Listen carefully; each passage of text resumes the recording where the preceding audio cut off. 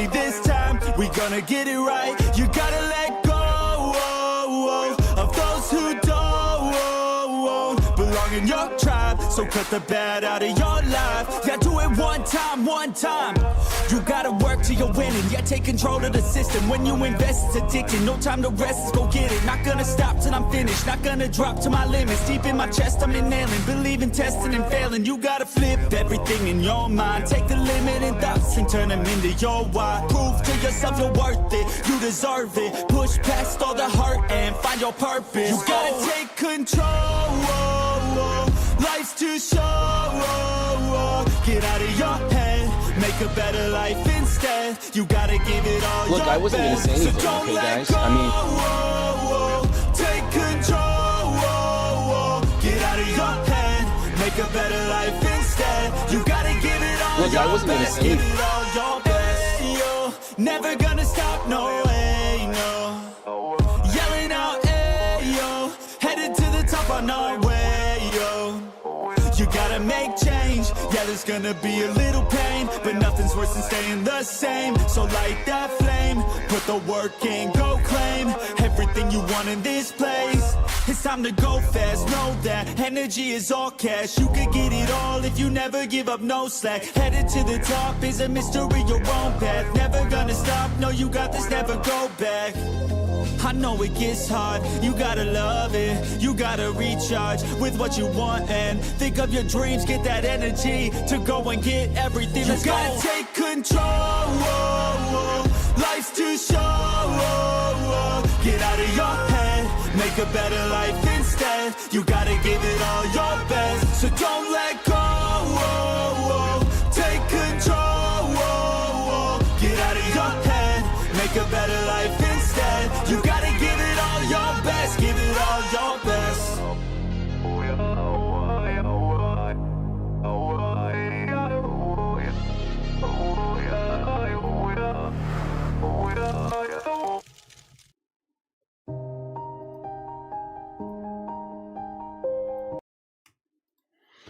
How's everybody going tonight? All right, so we got some stuff going on today. I don't know how many videos we're going to get through. I got a long list of videos that I want to cover, and some of them are out of order. We're just going to go right down the line. We're going to start off with WiseDisciple, and we're going to go straight on down. I think he's talking about Trump. You know what happened this weekend. Everybody knows what happened this weekend, and everybody knows I'm not a fan of Trump. I don't like Trump. But what happened this weekend was wrong and horrible. And I went ahead and told everyone on 2 of my feeds, if you hate Trump more than you love this country, I'm going to unfollow you. Like, it's just how it's going to go. If you hate Trump more than you love this country, I'm not interested in what you have to say. So on that note, Destiny really went too far. So I don't know if we're going to be watching Destiny today. I don't think we are. But if we do, yeah, we'll talk about it. But yeah,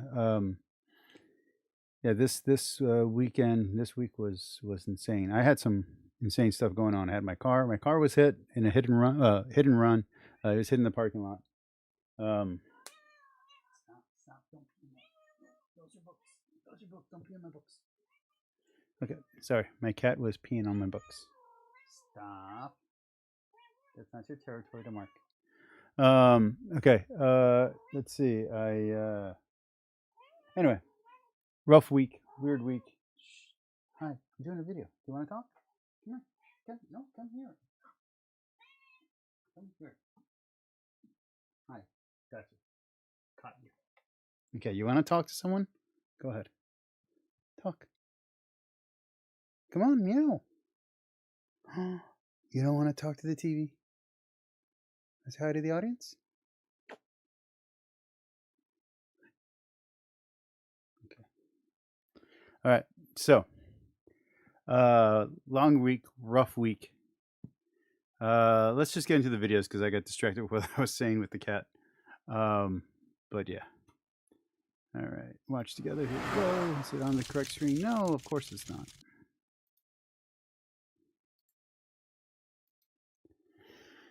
Oh, I did a video on the Ignatius Study Bible. I'm ranking my top 3 favorite study Bibles and my worst 3 favorite, no, and my worst, least favorite study Bibles. You want to figure that out? Watch that video. Guess where the Ignatius Study Bible lays before you watch the video. Yeah, let's get into it. Thing, okay, guys? I mean, just a day and a half ago, the former president was almost deceased. It's shocking. It's stunning. Like, what can we do as Christians other than just pray right now? Pray for the families, pray for our country. But as I thought about it, it kind of dawned on me, wait a second, do we really understand what's going on here? And because of that, do we know what we can do as believers right now? Let's get right into it. Don't do that. No music. How many times I got to tell you all? No music. If you have music, better be copyright free. Friends, we all saw the news, and it was just utterly horrifying and stunning. And you know, that's a little bit old, that chart. That chart's a couple of months old. And if you... You hear stuff like this and you think, wow, like what a different time. And yet it's not different though. JFK, RFK, right? Reagan, Trump, people are the same as they always were. People have not changed in thousands of years. And I am just deeply concerned about the nature of the discourse in our society right now. This should not be news to you. So if you've been listening or watching this channel for a while now, I've said these things on a number of occasions. Okay, I've talked about why I've reduced the amount of debate reactions that I've put out. And it's because of my deep concern that I'm adding to this kind of adversarial balloon, so to speak, in our culture.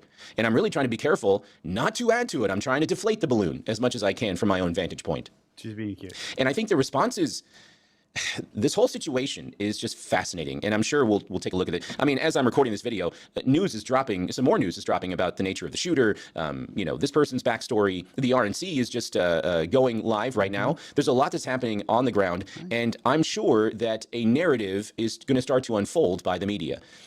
But man, pay attention, friends. Pay attention. You know, a lot of these things, the reactions that we're seeing to this event, it betrays the reality of the situation. Particularly in what is in people's hearts. This is a perfect example of what I'm talking about. Take a look at some of the reactions from the mainstream media. This just goes to show you, first of all, like how far the mainstream media has fallen. I think it also betrays the nature of, you know, the distrust that we have for mainstream media. But take a look at this. This is from New York Post. The media kept bias on full display after Trump assassination attempt. The assassination attempt on former President No, I saw those headlines too. I didn't see any of them firsthand, so I can't tell you how legitimate they were. I'm gonna put you down, honey. I didn't, but I saw those headlines, man. That's not good if that's legit. That's propaganda. It's just bad. Donald Trump that played out live on national television should have resulted in the kind of objective, unbiased coverage the country deserved at such a terrifying moment. You would think so. Some outlets, however, failed the test miserably. Look at CNN.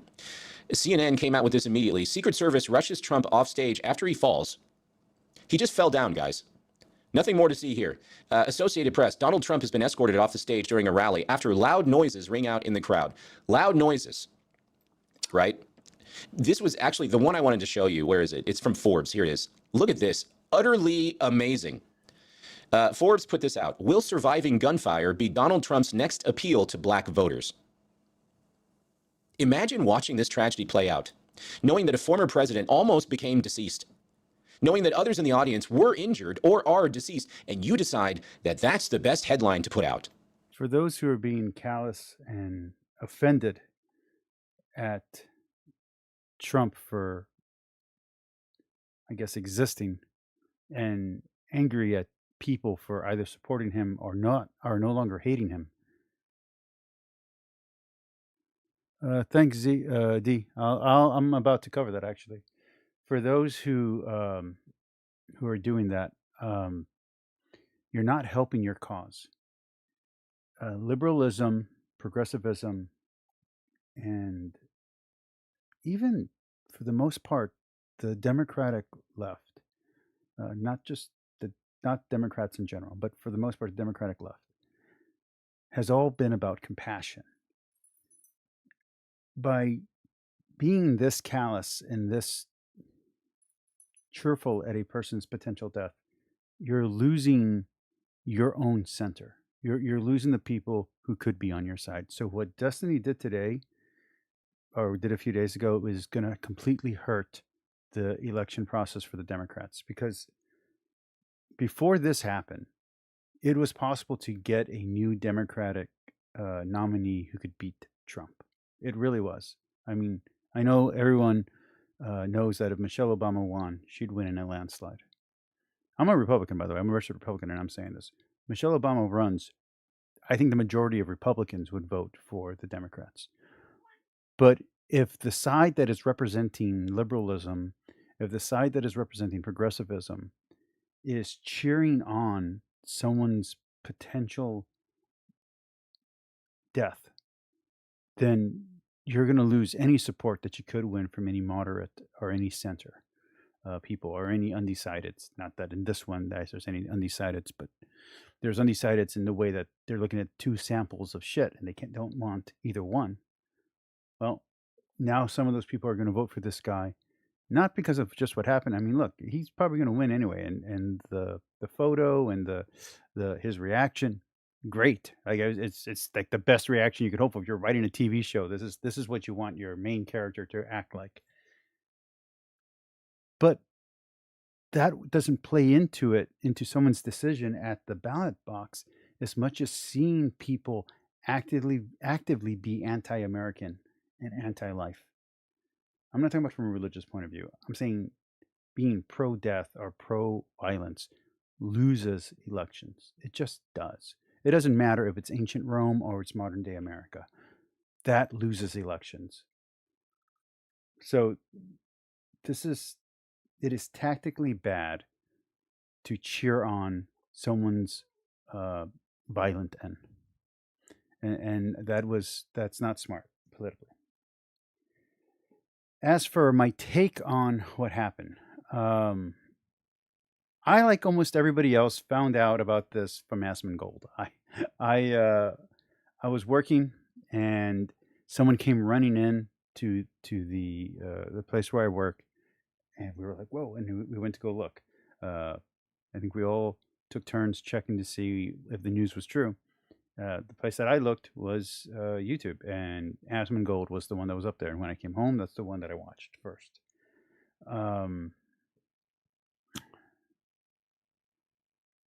I don't know enough about the shooter to give you an opinion about him one way or the other. I think trying to make him a Republican or a Democrat is really stupid. That has nothing to do with anything. People's views can change one way or the other. I can and I have voted for a Republican and voted for a Democrat, and I'm a Republican, and I've voted for people on both. I voted for independents before. So just because someone identifies with a party or supports a party doesn't mean they support every individual in that party. So breaking it down like that is unwise and unhonest to the way that human nature works. I think that the reaction that some people on the left are having will lose their ability to have a Democratic candidate win the election. The support for Trump will grow, not because of what happened to him, but because of the way that the left is responding to the actions that have happened. I think the sniper who shot back is a hero and did his job. I don't think it's right to shit on the Secret Service agent, the female Secret Service agent. She was the first one there. She jumped in first. That's very brave. She could have been shot, and she did her job. So people need to stop shitting on her altogether. She did amazing. The sniper who got the guy, amazing. The girl who jumped first to protect Trump first, amazing. The guy who jumped in last, yeah, like, what were you doing? The police who didn't check the rooftop when a witness was saying, "Hey, check the rooftop," that's bad. The police officer who fell over because he got scared about the gun, I don't know. I don't know how I would react in that situation. I've been brave and I've been cowardly, so I don't know. In the moment, who knows how I would have reacted. But I do think this does help Trump's stance among Republicans who were not 100% with him.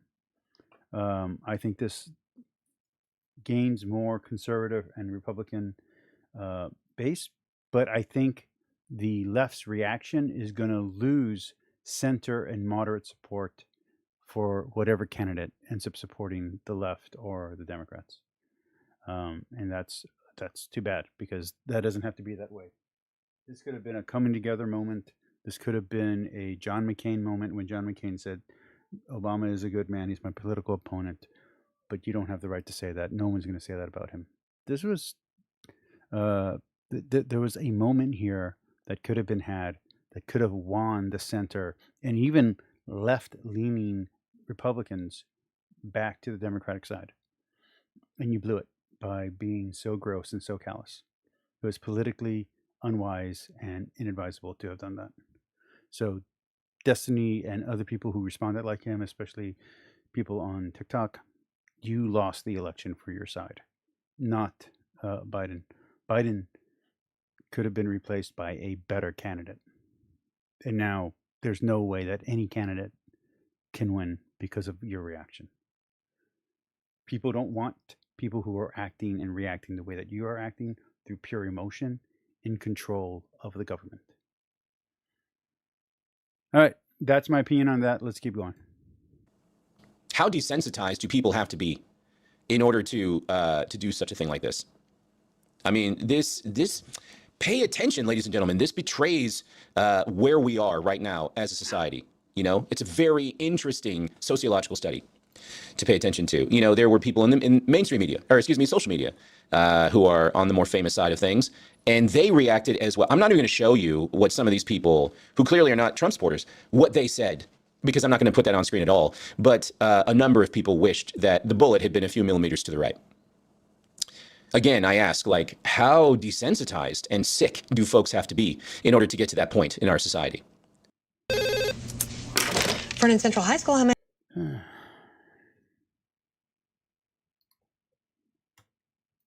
Don't want to do, you know, I don't want to sit here on some high horse and wag fingers at other people, because in some sense that feeds into the kind of tribalism that's been a huge part of the problem leading up to this shooting. You know? So I think what I said and what he said covered it. I'm going to switch to the next video, which is going to be Metatron. I haven't done one of his videos in a very, very long time, since before I was doing streaming. So this will be fun.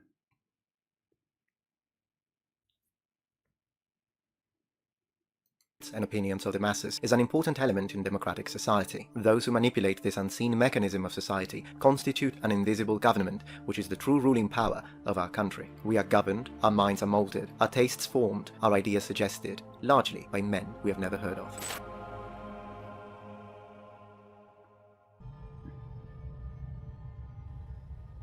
Propaganda, a systematic effort to shape perceptions, manipulate cognitions, and direct behavior to achieve a response that furthers the interests and desired intent of the propagandists. Propaganda has been a potent tool wielded by rulers and governments alike throughout human history. This essay examines the neurological and psychological mechanics of propaganda, its historical applications, and the way its evolution shaped modern governance and society. Propaganda is a seminal work written by Edward Bernays, Freud's nephew, first published in 1928. Bernays, often referred to as the father of public relations, presents a comprehensive analysis of propaganda as a tool for influencing public opinion and shaping societal behavior. The book's contents can be summarized as follows. Bernays defines propaganda broadly as the conscious and intelligent manipulation of the organized habits and opinions of the masses. The book discusses the emergence of propaganda techniques during World War I. If you're not subscribed to Metatron, I recommend you subscribe to him as soon as this video is over. He has really great content.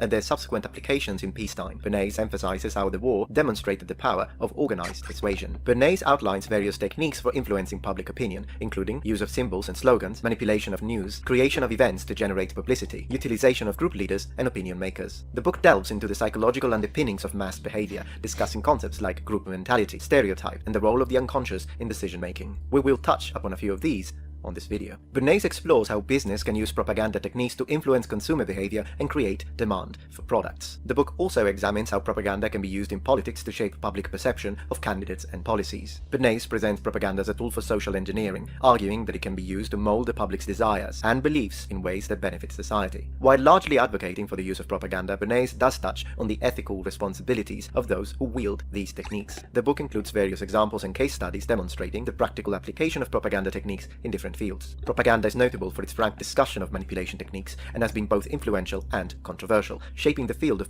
We were studying when I was my senior year in high school. I was in a psychology class, and we were studying hypnosis and propaganda. public relationship and marketing, while also raising ethical concerns about the nature of mass persuasion in modern society. Last but not least, on the book we have a little bit of a discussion about the possible future outlook, in the sense that Bernays tries to speculate about the future role of propaganda in a future society, ending up predicting its incremental importance in an increasingly complex world. No music.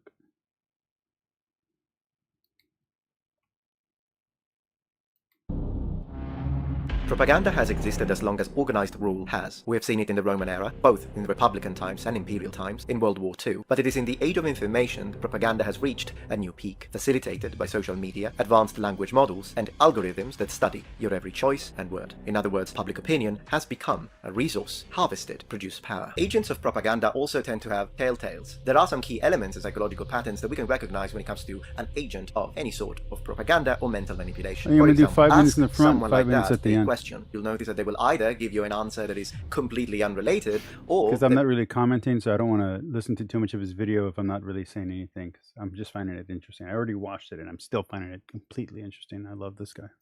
might answer your question with another question. This is done to show dominance in the debate, but also to remind you at a subconscious level who's in charge of the information shared. At its core, propaganda operates by exploiting cognitive biases and emotional triggers. Some key techniques include the following. Simplification. Complex issues are reduced to a simple slogan. And just to be very clear, apologists use this all the time. Apologetics has become rhetoric and propaganda. So just realize that. So when I'm playing this isn't irrelevant to our channel. This is incredibly important. Or binary choices. Repetition. Messages are consistently repeated to increase retention and acceptance. Appeal to emotion. Fear, anger, pride, and other strong emotions are evoked to override rational thought. Bandwagon effect. The illusion of widespread support is created to encourage conformity. Ad hominem attacks. Opponents are discredited through personal attacks rather than addressing their arguments. Cherry picking. Selective use of facts to support a particular narrative while ignoring contradictory evidence. False. I really like his definition of cherry picking. I think it's much better than other people's definition of cherry picking. I've been accused of cherry picking. I think this definition is the best definition of cherry picking I've ever heard. Dilemmas, presenting only two options, typically one extreme and one favorable to the propagandist. Propaganda has its roots in ancient civilizations. Notable examples include ancient Egypt. Pharaohs used monumental architecture and religious iconography to project divine power. Roman Empire. Emperors like Gaius Julius Caesar, Octavianus Augustus employed coins, statues, and literature to cultivate a cult of personality. Moreover, the famous damnatio memoriae was another aspect of propaganda at work. Medieval Europe. Monarchs utilized religious symbolism and pageantry to reinforce their divine right to rule. Imperial China. Emperors employed Confucian scholars to craft historical narratives legitimately often has historically worked in order to shape personal and cultural identities. Creating or reinforcing national myths can shape a population's self-perception and values. Blaming societal problems on specific people can also unite the majority against a so-called common enemy. Hero worship. Cultivating cults of personalities around leaders can foster unquestioning loyalty. Last but not least, victimhood narratives. Portraying one's group as perpetually victimized can justify aggression or isolationism. This connects with the next section of this video, where we will delve into the concept of cognitive load and information processing.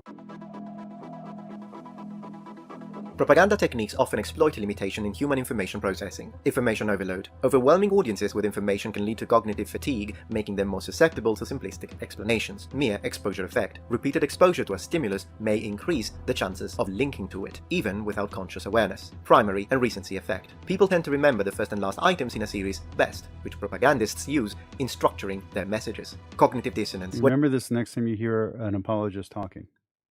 This video will help you out a lot. When faced with conflicting information, people When they're doing this, they're being propagandistic. They're not telling you the truth.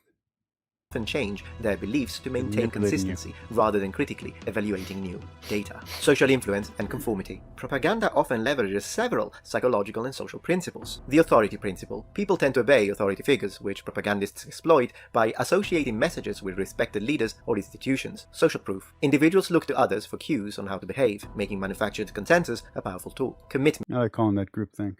and consistency. Once people take a small action or express a belief, they tend to act in ways consistent with that commitment, which propagandists can use to escalate engagement. Reciprocity. The obligation to return a favor can be exploited through strategic gifts or concessions. Recent neuroscientific research has shed light in the way propaganda affects brain functions. Amygdala activation. Emotional content, particularly fear-inducing stimuli, can bypass higher cognitive processing. Dopamine release. Confirmation of existing beliefs can trigger reward pathways in the brain, I want to keep him playing, but I'm going to check propagandistic something out. narratives. Neuroplasticity. Repeated exposure to propaganda can potentially rewire neural pathways, making certain thought patterns more automatic. In summary, propaganda's ability to shape beliefs, attitudes, and behaviors is rooted in complex neurological processes that interact with cognitive biases and social-cultural factors. An interesting discovery pertaining to the neurological aspect of propaganda is the discussion that has to do not only with social dynamics, but also with something called the mirror neuron. The mirror neuron system, first discovered in monkeys and later identified in humans, may play a role in this process. These neurons, primarily located in the inferior frontal iris and inferior parietal next we're lobe, going to activate go both to when an Christy individual Burke, performs an because action I and know when at they least observe one of you others are mine. performing the same action. This system is thought to really underpin likes her empathy and content. social learning. In the context of propaganda, that. activation of mirror And neurons we're during gonna go to observation of Dan. in-group members' Okay. responses to propaganda may Right. facilitate the adoption.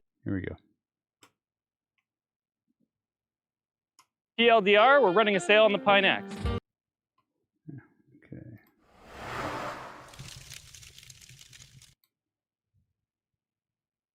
No, my name is Christy, and this channel is all about deconstructing our former Christian beliefs. And in today's episode, I want to talk about 7 things I've learned since I left Christianity. I've talked about my story here, and I have a video on why I left Christianity. If you want to check that out, I'll link it in the description. I've been compiling this list for the last probably 8 months, and I finally feel ready to share it. So let's jump into it. The first thing that Christy Burke, you need to know that in my audience is your biggest fan, a man named B.S. Lewis.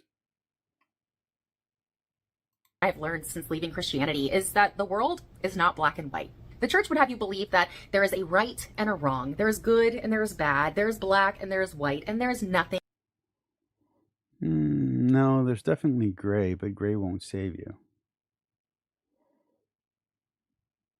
There's only one way to be saved.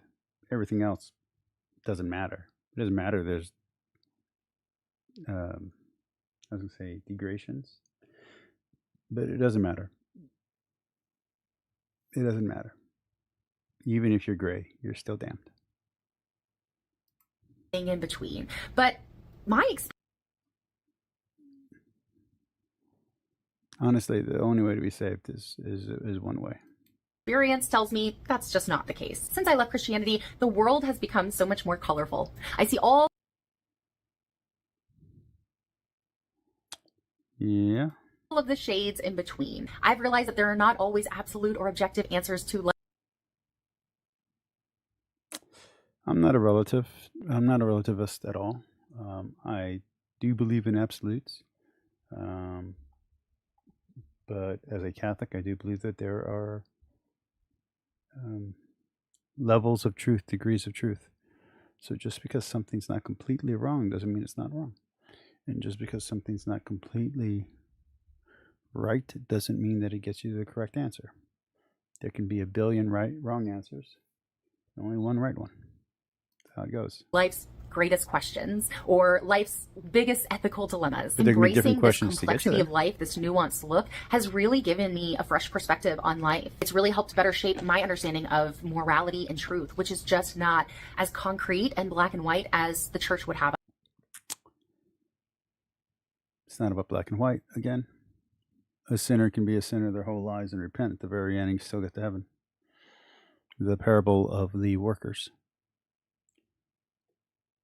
The landowner hires someone in the morning, promises them a certain amount of pay. Landlord hires somebody in the middle of the day, offers them the same amount of pay. The landowner hires somebody at the very end of the day, he gives them the same amount of pay. And the ones who worked in the morning and the evening complain. And the landowner says, it's my money. I can do what I want. I can do what I will. B.S. Lewis, how's it going, brother? Us believe. And really, society, we live in a society of right and wrong. And I just wish we could have so many more conversations about the nuance of it all. So the second thing that I've learned since leaving Christianity is that if there's a God and God exists and God wants me to find him or her or them, that I would have already found them. And this is No, that's not true. So God is everywhere, and at the same time, how do I put it? Many will be called, but not all will be called. So it's possible you weren't called. Of those who are called, not all will answer. Maybe you were called and you didn't answer. Maybe you answered the wrong call thinking it was a true call. Happens. Of those called, some will be turned away. Some will be thrown out. So maybe you were called, maybe you answered, but you were thrown out. Now, some who are called and answered and show up will be elected. If you're one of the elected, then congratulations, you get into heaven. But you won't know that until you die. It's still possible you could convert right before you die, so you could still get to heaven. Who knows? This has really helped me in my journey of overcoming a lot of the guilt or the shame or the fear of hell or consequences. Hell is the default for everybody. Hell is the default. Heaven's the exception.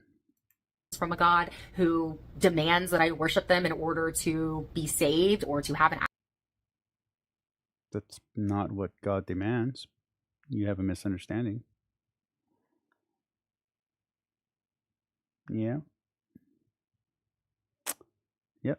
You have a misunderstanding. Afterlife. I spent so many years of my childhood believing that I knew God. I knew who God was. And when I got to a point where I realized, I don't think I really know God. God demands a contrite and humbled heart, not worship. The sacrifice of goats and blood and money does nothing for him. It's all his anyway. But a contrite and humbled heart, that's what he wants. So, yeah. That the God that I'm being taught doesn't align with my logic. It doesn't align with my sensibility. No, I'm pretty sure there's a lot of stuff that happens in your daily life that doesn't align with your logic. I became very lost. I was raised in a church that taught me that the single most important thing you could ever do in life is find God. And I mean, yeah. I don't know too many churches that teach that, but yeah, I mean, technically that's true. It would be the most incredible discovery of all time if someone found proof of God. But you got to ask the question if finding proof of God would then disprove that it's a God.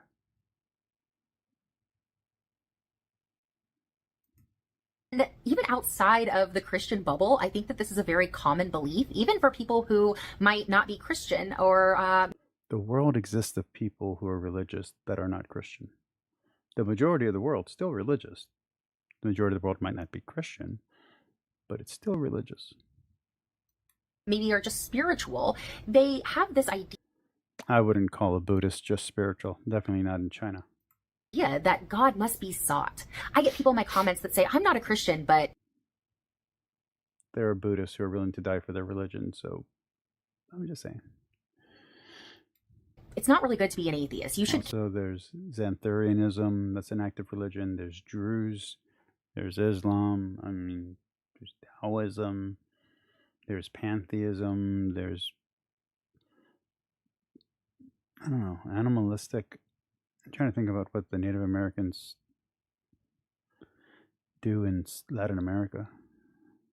What kind of religion that is. Keep seeking God. It's very important.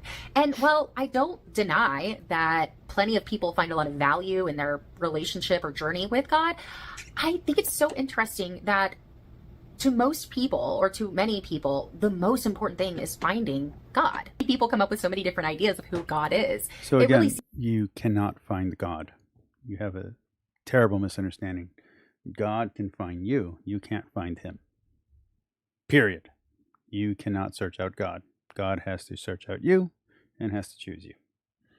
That doesn't happen. There's nothing you can do to find them. No amount of reading will get you there. No amount of intellectuality, no amount of reasoning, no amount of logic, no amount of intuition, no amount of LSD, no amount of mushrooms. There's nothing that can get you to God but God. Seems very subjective and up to the individual, doesn't it?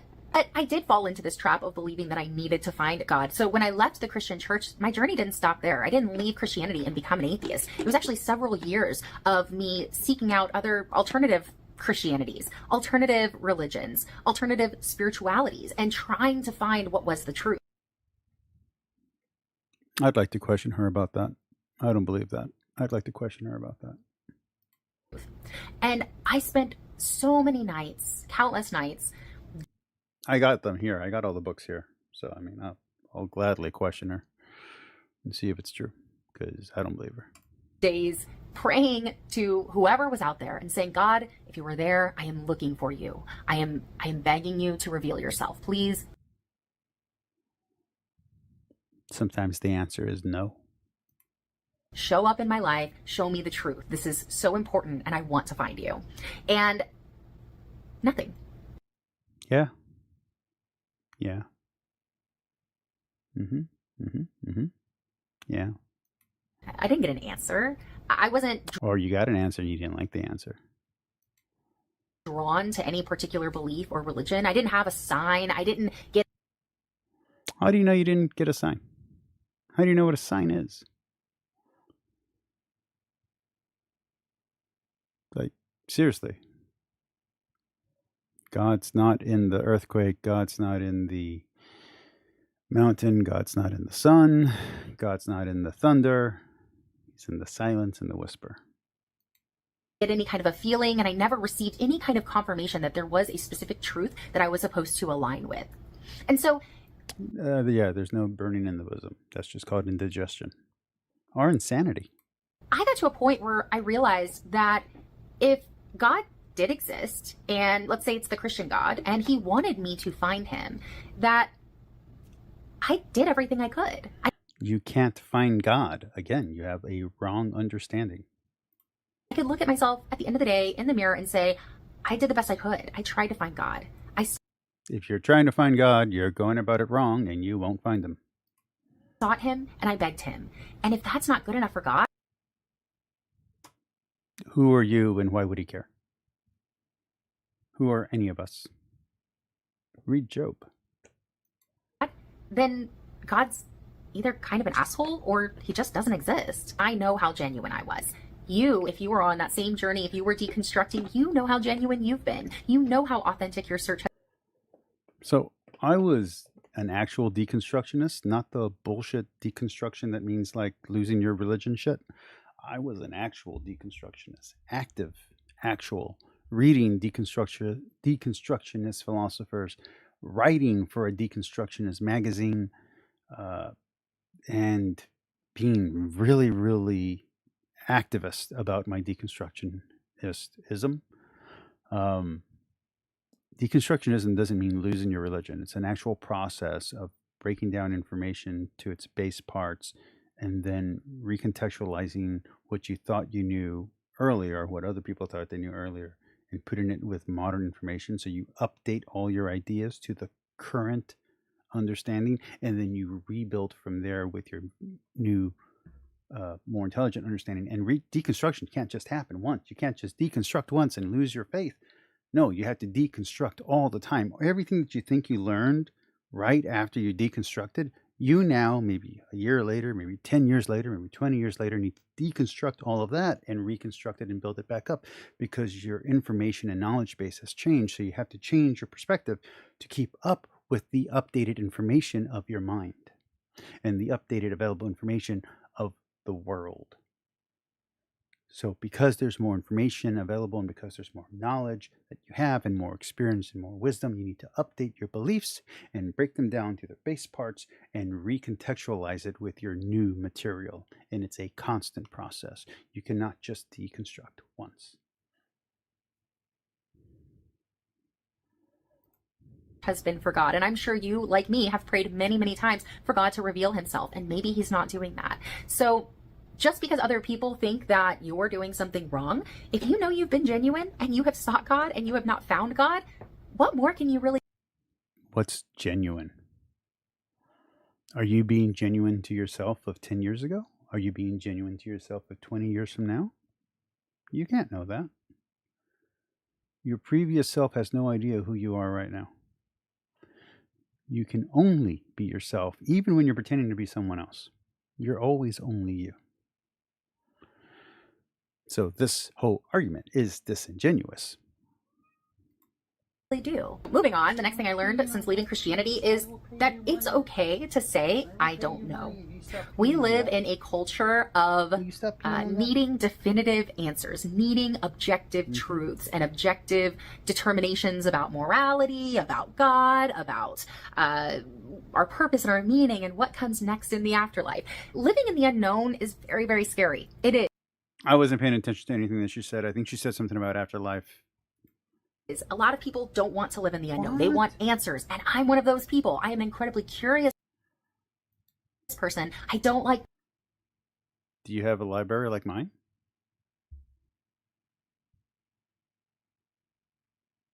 Does she?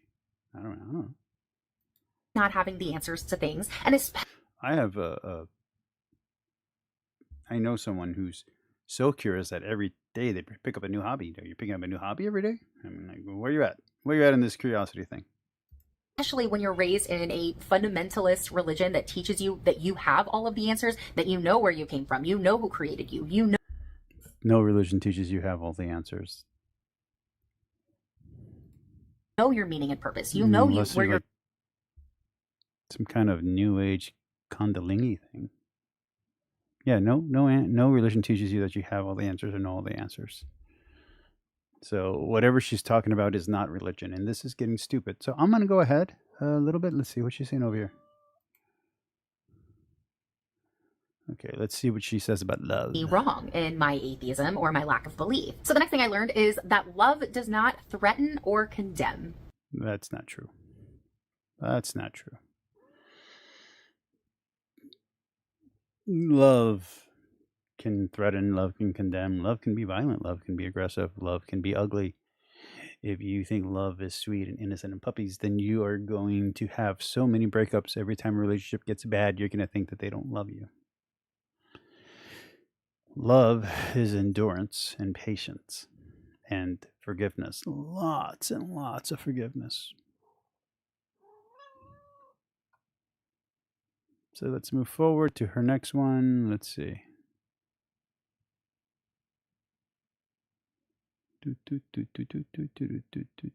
Oh, it's also sacrifice. Did she get one right there?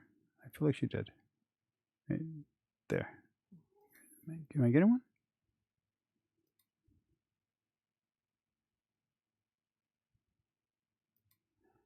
The ability to feel deeply, to experience these feelings, and then tells you to disregard them is not a very kind or loving God. And the same goes for any church who tells you to do the same. Self-denial is actually the core for almost every ancient religion. So she be a fool. Faith is not a virtue. I would like to repeat that.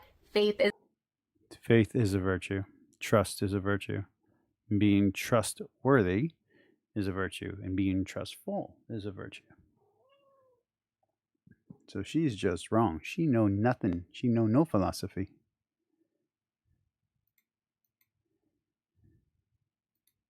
And last but not least, on my list of things that I've learned since I've left Christianity is that introspection. By the way, I didn't learn those things from Christianity. I learned them from Aristotle. Builds compassion. I say this because. No, that has nothing to do with, introspection is good, but that has nothing to do with compassion. She don't know jack shit. All right, let's move on. Hello, Dan. Let's see what you're up to.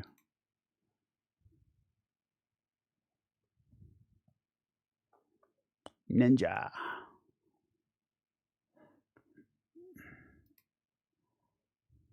For Dan McClellan. All right, let's see it. Love him. Not really. He's not He's not as cute as Kip. Okay. And he's not as handsome as Dan. Bowen. What's Bowen's first name?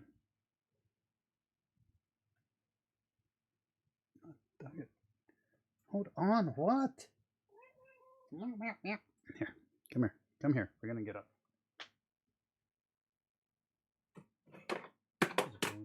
Joshua. He's not as cute as Joshua. He doesn't dress as snazzy as Joshua, okay? Let's not pretend. Just because he's, you know, whatever, tall or whatever he is. Doesn't do it for me. My question for Dan is, do you feel like morality is based in these passages? Like the whole Bible or like just a particular one? Do you feel like that is something that you absolutely uphold to this day? Why do I ask that question? I'll tell you. So what if you get the passages explained to you? Do you need human morality explained to you? Hey, thank you for a wonderful question. Short answer, no. Nobody's morality comes from the biblical text. Mine did. Mine did. I was an amoral monster before the Bible.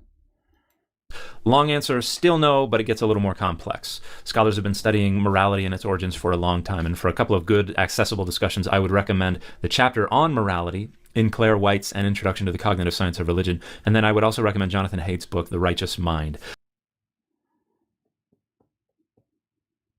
Adam and Stitch. There you go. You got your plug. All right, let's move on. No, I don't want to watch that one.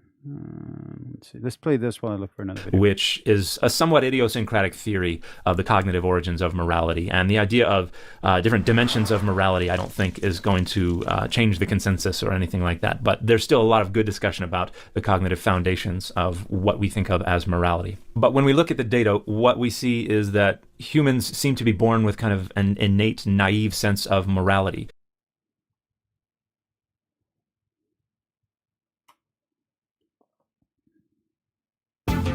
This. Damn it, there's music. To the camera and tell the truth. Hello noble ones, welcome back to my channel. This is the Metatronyt speaking, and today I would like to make a video that is a little different from what I usually do, because I would like to talk a little bit about the situation with the fellow content creator. And part of why I'm bringing up this is because I brought it up a few days ago that I had a cancer scare when I was 24, 25. I dropped out of school.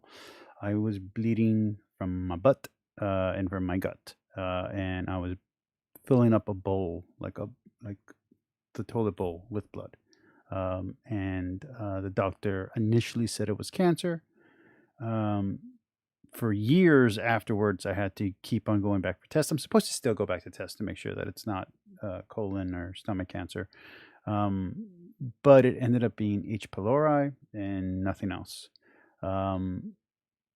But I bled a lot, and I bled for a long time. And it did destroy my college career and a few relationships. And like I said, I took an antibiotic, an antibacterial, and a radiated pill. It's called a prep pack. And it was traumatic. And it changed the direction of my entire life. So I was saying, benefit of the doubt, you could be holding out for a miracle, and maybe he was clear, but the doctors are still inconclusive because you have to keep on going back for tests and tests just to be sure. But anyway. Boogie2988. Now, if for whatever reason you don't know who Boogie2988 is, well, let me refresh your memory very quickly. I hope that this video doesn't disrupt your daily routine, and I hope that you don't mind the fact that it's not one of my historical videos. They are coming, and they're coming soon, and I've got some really, really good ones in production. But in the meantime, I thought I'd address this because, in a way, cancer and influencers is something that kind of hits close to home when it comes to me and my family, and therefore, I just can't help but talk about it. Yeah, I think his mom died of cancer recently, so... Boogie2988 is an OG YouTuber that with 4 million subscribers was been on this platform for literally ever. Now, when it comes to him as a content creator, I have to say that I used to watch his videos quite a bit, particularly in the very beginning of my career as a content creator myself. So in a way, making this video is kind of hard for me because I am one of those early supporters of Boogie2988 in the sense that the first time I found him, I still had like 200 or 300 subscribers, and I really wanted to know, well, how do you grow on this platform? I wanted to make YouTube my career, and what I did is that I googled how to grow your YouTube channel organically, whatever it was that I googled, and I remember that I was seeing quite a few results, but I didn't really connect with any of the creators that I was seeing producing content that would address this issue, in the sense that I would see a beautiful blonde girl with a reasonable pictorial plates, 10 ways to grow your channel quickly, and I was like, well, yeah, but I can't really, I mean, I'm not that. Or sometimes I would see this like sort of California man, a very good looking guy, that, you know, and that didn't connect with me. But then I saw Boogie, and I saw his video, and I thought, well, this guy is not a beautiful blonde girl, this guy is not like a California boy with a six-pack, so I think that maybe if he did it, then I can learn something from him. So I clicked it and I started watching his content, and I really liked the way he would say, Boogie2988 coming to you through the power of the internet. I mean, I liked what he was saying. He made sense. It was logical in his explanation, and I thought, I kind of followed his suggestions on that video, and I believe it did help me grow my channel, which is one of the reasons why it is.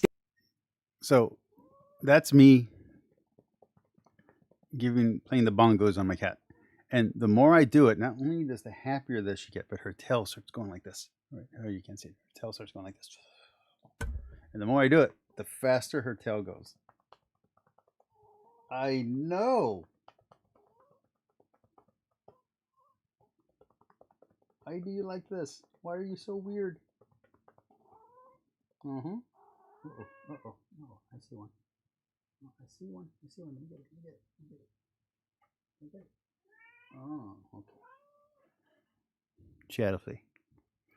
Difficult for me to make this video. Now, recently, very lately, Boogie has had all sorts of controversy throughout his life as a content creator. I mean, and I think probably the best way to kind of learn about that is watching the documentary that was made 8 months ago on the channel maklelan, which sort of explains very well, with a really late form of cancer. It was stage 3, and from the am I so harsh when it comes to this? Well, the reason why I'm so harsh is because my mom recently passed away from cancer, and she was diagnosed with a really late form of cancer. It was stage 3, and from the moment that she had that cancer, our life as a family changed completely. My production output decreased drastically, which is one of the reasons why I post so much now, because I'm always trying to play catch up with the algorithm ever since. And as you know, I started a crowdfunding to try and provide her as much support as possible, apart from actually using my own money. With that being said, even though I did do the crowdfunding, we did give her that very best medical support that she could find, that cancer in 3 months had already killed her off. And now what's remaining of the crowdfunding is actually used to support my dad, and it also was used a little bit from me, as I had said in a very, very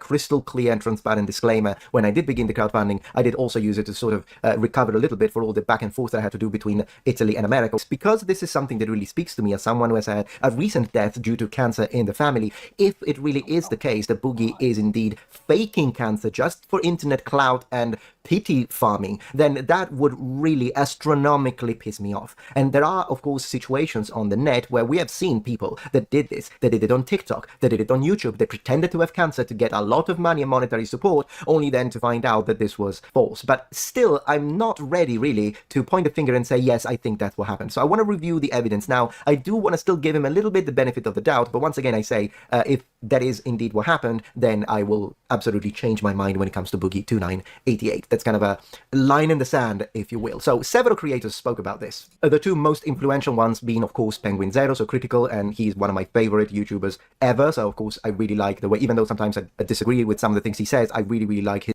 of diagnosis, even if it wasn't still the case, in order to get clout, sympathy. Some did not have cancer, but he still jumped at the opportunity of the Boogie knew all along this fake cancer accusation. So it's either one of 3 things. Either Boogie knew all along that he did not have cancer, but he still jumped at the opportunity of the possibility that he was having some sort of diagnosis, even if it wasn't still the case, in order to get clout, sympathy. Well, I think that would be the worst case scenario, and that would be gross.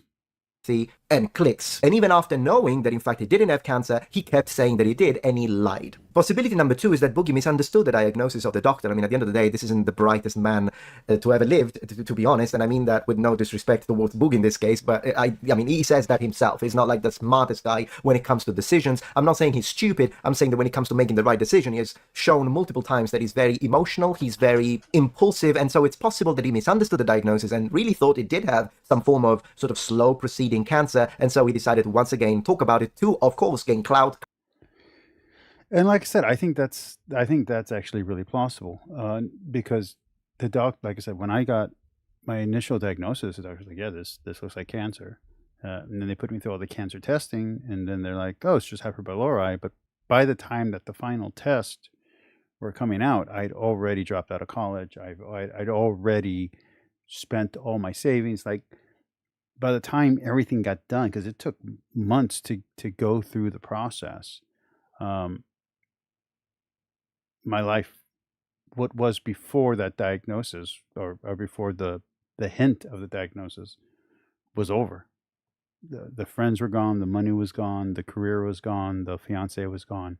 My entire life, from the moment the doctor said, "Hey, it looks like cancer," to "You're clear, it looks like it's just hyperbilirubinemia, but we're going to have to test you every few months at first, and then every few years, just to make sure, every year and then every few years, to be sure that it doesn't become cancer or become cancerous, or we didn't miss a sign."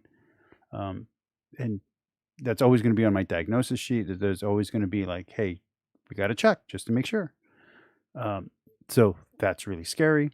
And it's possible that that process initially would have, hurt him.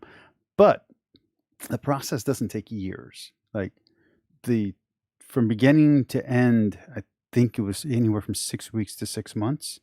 And then from there, it's like every 3 months you get tested again, and then every 6 months, and then eventually it becomes once a year, and then eventually you just stop going because you're like, "I'm clean." It doesn't mean that you're actually clean. It just, you stop caring because they never find anything. So maybe somewhere in the process, but at some point you would know you don't have cancer, or that if it could have developed into cancer, it didn't develop into anything. Also, you would know if they biopsied you, you would know whether or not it was malignant or if it was benign. So, but yeah, number 2 sounds more plausible to me, but then again, some people are scumbags. Clicks and sympathy, but maybe it wasn't a right out lie, he just misunderstood it. Now, the third possibility, of course, is that he does have cancer and he's just willingly deciding not to show the paperwork. Now, why would he do that? The reason why I'm saying this is because on one of the episodes of LOLCal, which is one of the things that everyone is pointing the finger at, of course, he actually was asked, "Well, show us the paper, show us the proof that you were diagnosed with this form of cancer," and he keeps saying no. Yeah, I'm never showing any of these motherfuckers my medical paper. Go fuck yourself. I said that 2 years ago, and I'm staying by it now. Destiny, Jackson Clark, Keemstar, you can see it when I fucking die. It's my fucking goddamn medical record. But I'm taking one goddamn thing with me. And the reason being is that he says he I don't like any GDs, by the way.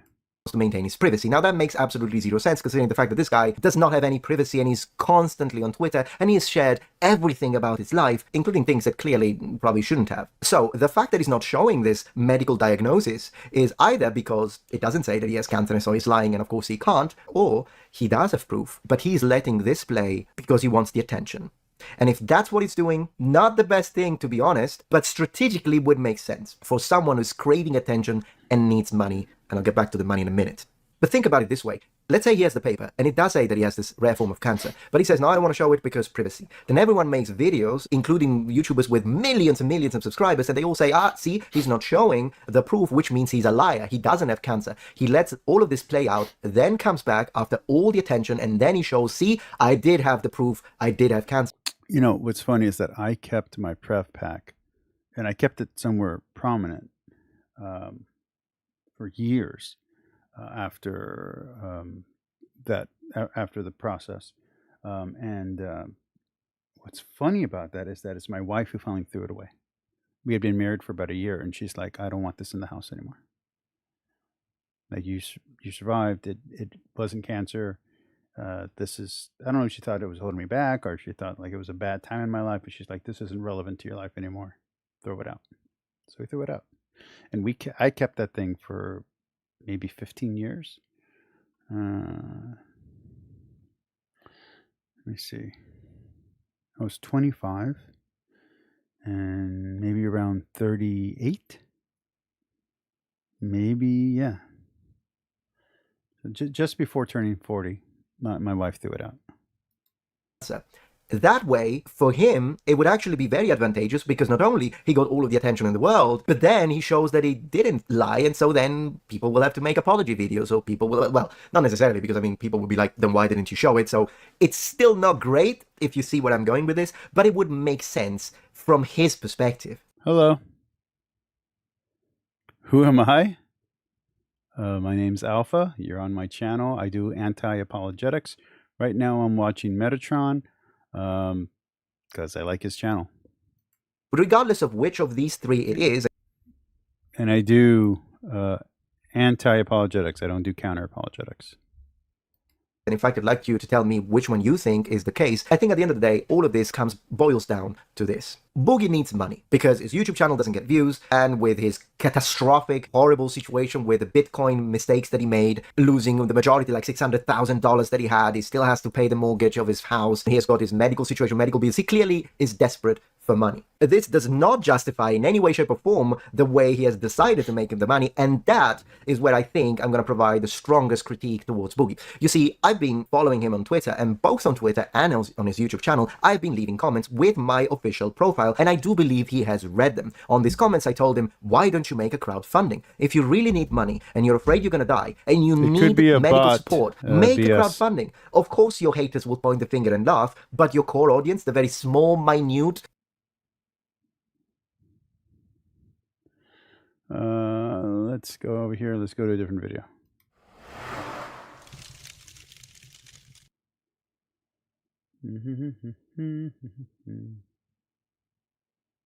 Let's see. Christy Burke. Never leaving my room. I just watched that video. Crispin Glover. Mountain bike riding, mountain bike riding, mountain bike riding. I bought a brand new bicycle to use to get groceries, and I have a lot of videos on it. I want... BS, you're in the room. Should I mildly dox myself?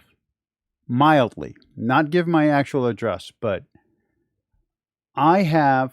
And I kind of want to do this. I want to save it for like actually a whole week of this. But I got all my local churches that are not Catholic churches, and I followed them. And I got the top video from each one. And I kind of want to watch each one just to get a feel for it. But the problem is, everyone will now know what city I live in. Okay, so don't do it. Got it.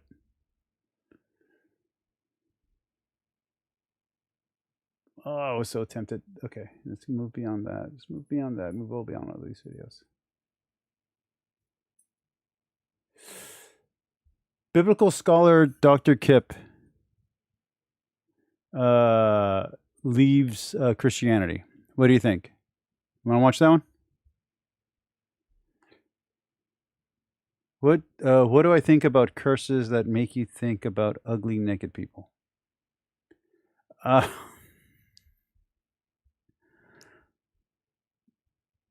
You know, I don't like looking at ugly naked people. So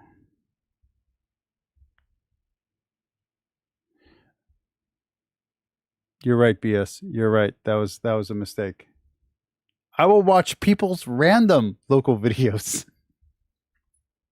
You'll never figure out what town it's from. All right, we're going to go to Dr. Cup.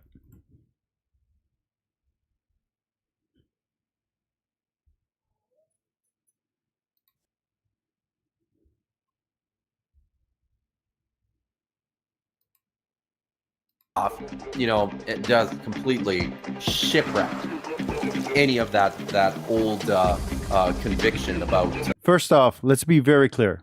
No scholar looks like that. They all wear tweed jackets and bow ties. This is clearly a metalhead who's LARPing as a professor.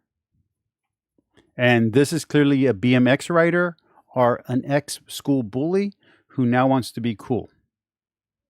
Like Stifler, maybe. The Earth being 6,000 years old, and the Bible being literally true in the plain sense. At the time, I remember seeing like a demon or something in a bonfire. And the plan was always to go back to church. See, the problem is that they have music playing, and I'm going to fast forward for it, even though I'm enjoying making the bad jokes. Let's go to over here. Story. I'm looking forward to hearing where you come from, what you believe. Hey, Thomas. Where you were at, your journey into what you learned, what you have become, and how that has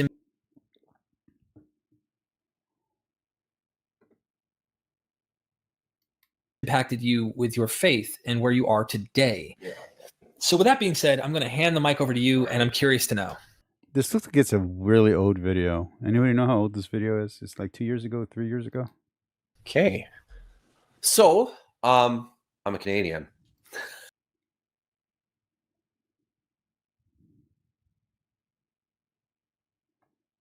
We already have a bad start.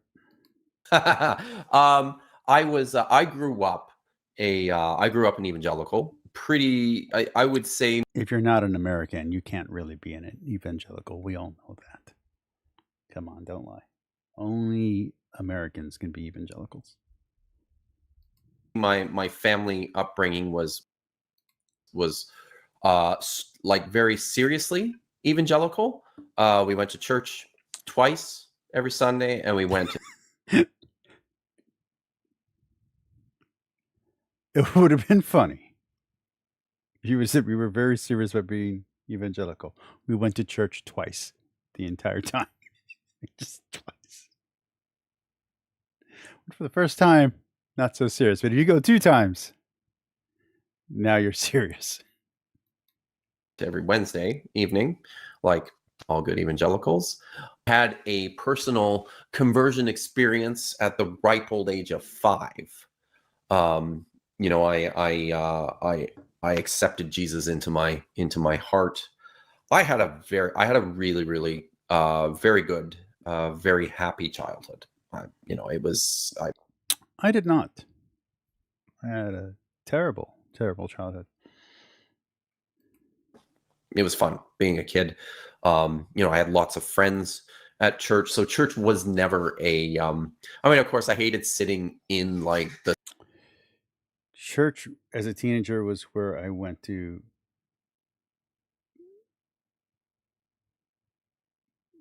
check out people I was interested in, put it that way. And where I live, a lot of the guys would go to church. I'm talking about like when we were like junior high.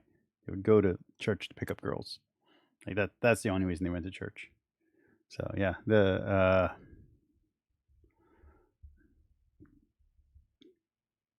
was a very much a lack of belief among the younger people who went to church. In the Catholic Church, interestingly, the Baptist church down here, the Southern Baptist Church would have, and the Grace Church, Fellowship of Grace or something like that, would have, this is evangelical. They had youth groups, but the youth groups took it very seriously. So all those kids super believed in God. Funny, when we became adults, it switched. So the people who took religion not seriously became religious, and the people who took religion super seriously became irreligious. Who knows what that's about? Services, right? But I never had, and I never really had bad feelings or bad thoughts about it. Didn't bore me, I think. I will say, however, Sunday evenings made me a little bit resentful because in the 80s, every Sunday. Is he the exact same age as me? Because I'm 44. Is he 44? Sunday evening at 6 was the Magical World of Disney on TV. And we got to see the first 5 minutes of every episode, and then we had to go, and we never got to see it. And of course, I used to wake up at 5 o'clock on the weekends just to watch cartoons. starting with USA Action. Then there would be a TNT one, and then I would watch, once the cartoons actually started, ABC and CBS. Well, no, I didn't like CBS cartoons. ABC and NBC cartoons. This is before VCRs. And I'd go all the way up until Saved by the Bell. And what? If you're gonna talk, you have to talk on camera. That's the rule. No, come here, talk on camera. Come here, talk on camera. Here. Go ahead. Go ahead. You have something to say. You can say it on camera.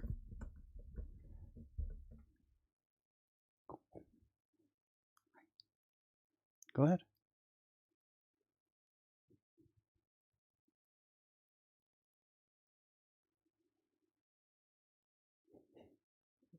Anything? Anything? Okay.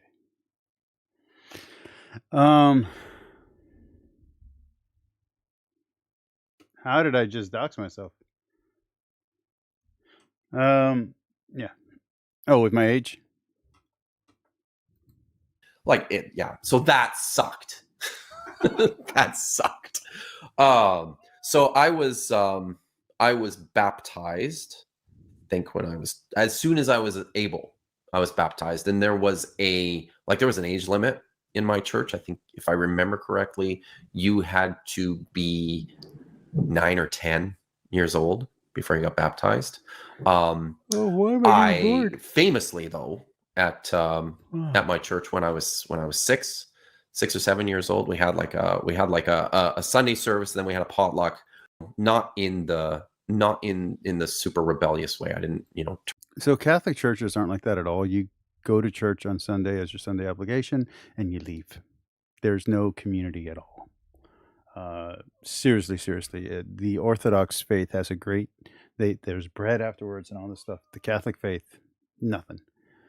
You go to church. Maybe your dad or your mom says hi to their one friend. You go sit in your row. You know exactly what row you always sit in. So whenever someone new comes, you have to find another place. It's very insular. It's always the neighborhood people.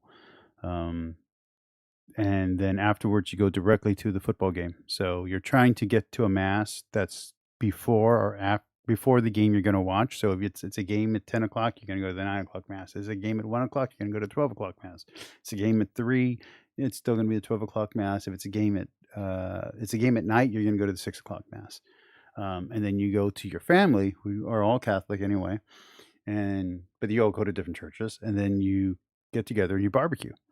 And that's your Sunday. Your Sunday is you get up, go to church. You get up, I guess you could play, but really you get up, you go to church, and then you go to the game. And at the game there'll be a barbecue, and you're going to hang out with your cousins. This football game, basketball game, and there was a third sport that sometimes we would watch, but it was mostly baseball and football. If you go a little bit farther north, you'll get baseball in there. If you go a little further south, below 083, you will get soccer. But anything above 083, which is a dividing line in Texas, for those that don't know, anything above that, there's no soccer. Anything below that, there's soccer. And then you go up to Austin, you're going to have baseball. Victoria and upward, you're going to have people watching baseball as well. And then you go up to Dallas, you also will get hockey. So, yeah. But that's Sunday. That's how you do Sunday. You go to church, go to the family, watch the game, barbecue, you and your cousins, and it's going to be a great time. Turn to drugs or booze. That's not just me. That's like the majority of people who live where I live. End up on the streets or anything like that. I was just an angry kid.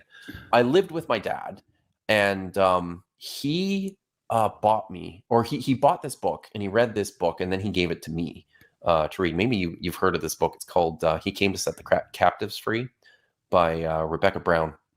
You heard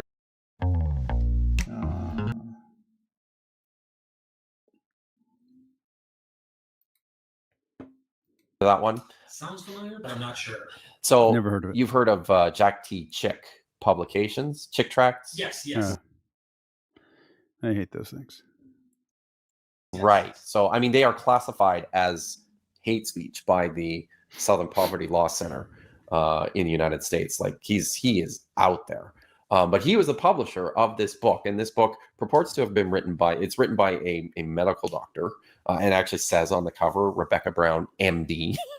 So, but this isn't a book about medicine, and it's not a book about being a doctor. It's about, having encounters with demons and with Satan and rescuing people out of like a satanic human sacrificing cabal living in somewhere in Ohio. It was crazy stuff, but I bought it hook, line, and sinker. This was in the like the late 80s, early 90s, right at the height of the satanic panic, and I was all in on this, and it was kind of at my that dad time, liked Hal Lindsey. He had a lot of Hal Lindsey books. I started having like visionary experiences. I started having, and my dad's Catholic, but he had a lot of Hal Lindsey books. And he would listen to a show on the radio, and listen to a show and watch a show on TV, up until I think 2000. Once 99 happened, 2000, and no event happened, I think everybody just kind of stopped taking Hal Lindsey seriously. Encounters, which seems like spiritual encounters, but like real life kind of spiritual encounters that Another big book was Chicken Soup for the Christian Soul. And then there was like a volume 1, volume 2. I don't know if there were more, but that was another big book in this household and among my dad's little group. Interpreted as seeing like angels, in the street on my way home from work or on my way to work. Just really weird. There was a period where I'm pretty sure at the time I remember seeing like a demon or something in a bonfire, and like, so this, I was messed up emotionally. I was messed up, but I think what this did is it sort of pushed me into the direction of focus on my faith, on my beliefs. I was always a bit of a Bible nerd growing up. I had a picture Bible. It was like my favorite. My parents also bought this. They got this, like, it's a set of 80 cassette tapes called The Bible in Drama, and it literally is like a radio drama. There is a version of the Bible. It's a Protestant version. It's not a Catholic one, but I still want the audiobook. It's a Bible read by LL Cool J and different rappers, but LL Cool J is like the main one. I so want that Bible. I'm such a big LL Cool J fan. I have every single one of his albums. Like, I actually have the CDs. Yeah, that's the one Protestant Bible I'm tempted to get at this point, an audiobook, just because, A radio dramatization of the entire Bible. That's pretty awesome. But I listened to these things over and over and over again. So I had a deep love from the beginning of the Bible, and like with all this stuff that was happening to me emotionally, more angry, right? So, but I, as I said, the college that I was attending was way too warm and fuzzy for me, so I transferred out, and my wife and I packed up our stuff. I was in Calgary, Alberta, my hometown at the time. Go Flames! And we moved across the mountains I know. I wonder, is this heavy metal or is this hockey? It could be hockey. I could be mistaking it for heavy metal because I'm looking at it through American eyes. Maybe it's a hockey thing. Outside of Vancouver to attend what at the time was called Northwest Baptist Theological College and Seminary. Much more closely aligned to my angry James Whitey and Reformed theological beliefs. But the college at the time was located on... Does that count as a James White? Shut up. On the campus of Trinity Western University, which is an evangelical Christian university, but it is a proper university. It's an actual school, and there are very good people doing, good, serious academic work there. And it was while I was at Trinity that I was introduced to real academic biblical studies. One of the things that my college didn't offer was language classes. So I was very excited right away going to Northwest Baptist to take language classes. And the way it worked at Northwest, being on the same campus as Trinity is a lot of the courses that they offered. Do you think he's a real Spider-Man fan? Like, do you think he can even name 3 issues of Spider-Man? Do you think this guy's even a real NASA fan? Do you think he can even name 3 shuttles? Were actually cross-listed, and so you'd actually go and attend, you know, a university course. So, and this is what my language courses were, you know, offered through Trinity Western University. So my very first teacher, my very first Greek teacher, was Marty G. Abeg, who the great Marty G. Abeg, Dead Sea Scroll scholar. He was also brand new at Trinity when I started, and he was brought on campus by Craig A. Evans, both him and Peter W. Flint that same year, to start the Dead Sea Scrolls Institute. And I eventually transferred out of the college into the university, abandoned the thought that I would ever become a pastor, in large part because I wasn't particularly fond of people. It's a bad mix if you don't like people and you're, you know, a pastor. So I shifted, and I was good at the languages. I took Greek and I took Hebrew. Bonaventure, John Christensen. I'm just saying.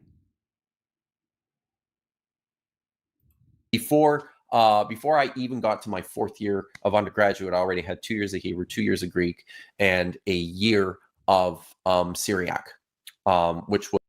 I took 2 years of Spanish. Didn't do me any good. 2 years? No, 2 semesters. I took 2 semesters twice. Failed it both times. Spanish was a lot for an undergraduate. So I really liked it and I was good at it. So I decided, you know what, maybe I can become a Bible professor. And that's sort of where it started. Very early on. At Planet Fitness, you can get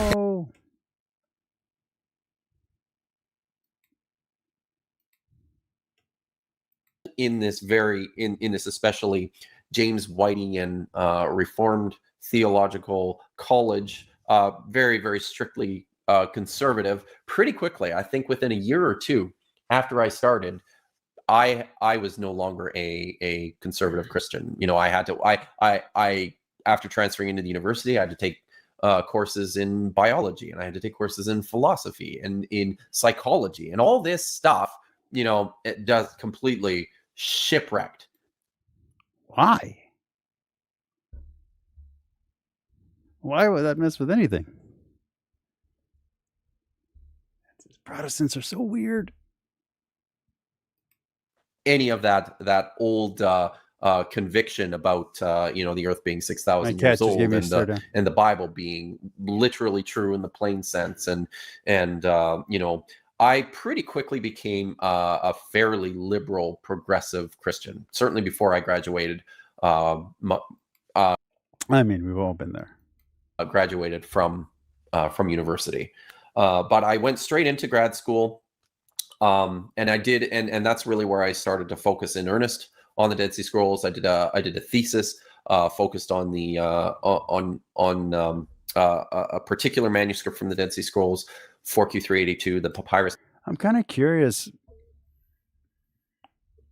when they interact with Catholics, even if they're ex-Catholics, but they're of the scholarly type, I wonder how those conversations go, because Catholicism, unless it's a rad trad traditionalist, unless you come from a traditionalist family, the Novus Ordo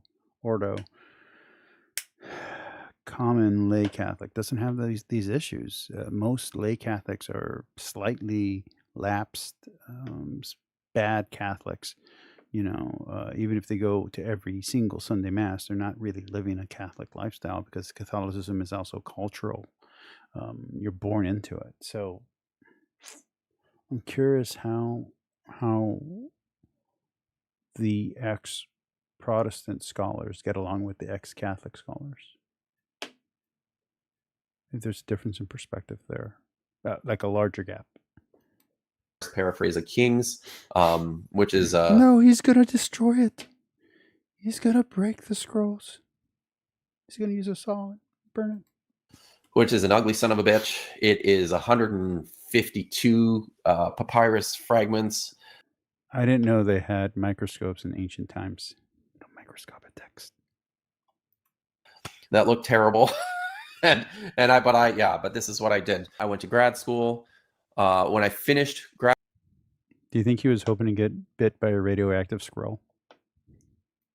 school, I pushed on and I entered a PhD program at the University of Manchester. Still, still very much very committed to Jesus, very committed to the faith, but more in like a Randall Rouser kind of a way, and very. I've been overly critical of Randall Rouser, and I still don't trust him, but I think some of that distrust is unfounded. But I still don't trust him as a Christian and a Catholic. I still don't trust his perspective, but I've grown to respect him more and more. The more I've engaged with Protestant apologists. Look, Trent Horn has his problems. He's blinded by his faith, but blind faith is not a sin. When I look at some of the stuff that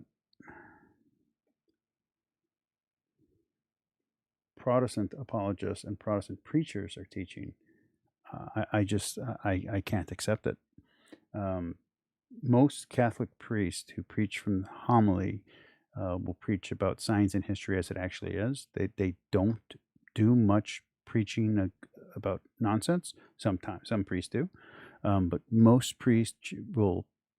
I've had readings from Tennyson. I've had readings from Freud. We've done the archipelago, Gulag Archipelago.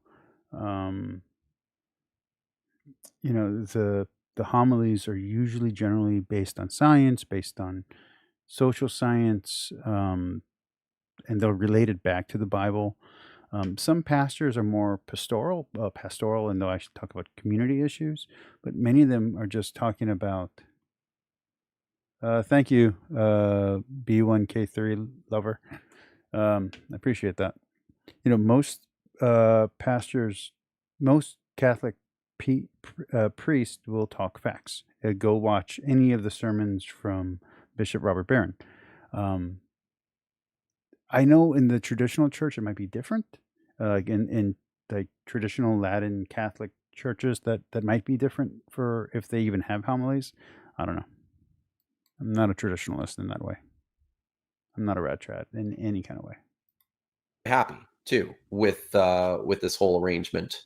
My wife and I, my wife and I at the time, right around when I started my PhD, I've literally had homilies in Catholic churches where they're just talking about evolution and how evolution works and why you shouldn't deny it. So I don't know. I don't know what this is about. We've been married already for I think over 10 years. We didn't have kids yet. There was some question about whether or not we would even be able to have kids. So we had sort of decided early on that we would, we would always adopt at least one kid. Didn't have any of our own at that point, but decided, we need to start a disrupted adoption. He had serious attachment issues. And the adoption workers really liked Lisa and me from the outset, just because I think we're pretty chill. We're pretty easygoing. This is beautiful stuff, but I'm going to skip ahead to the religious stuff that's kind of more relevant to what we talk about on the channel. About who God is, but wow, this little boy with these attachment difficulties, but wow, did that ever do a number on many of my thoughts and beliefs about who God is? Being faced with and recognizing that there's biochemical changes that can affect a person's entire life just on the basis. Again, it's so weird where Protestants are coming from. I don't understand a denial of science or brain chemistry or depression or mental illness. Like that's just not something that's denied in the normal Catholic church. I realize you can find Catholic priests and Catholic faithful that don't believe in these things, but for the majority, like, this is all accepted science is what I was going to say. It's all accepted, you know. It's more than just tolerated, even though the word is toleration. Just listen to Jimmy Akin explain things. Like, his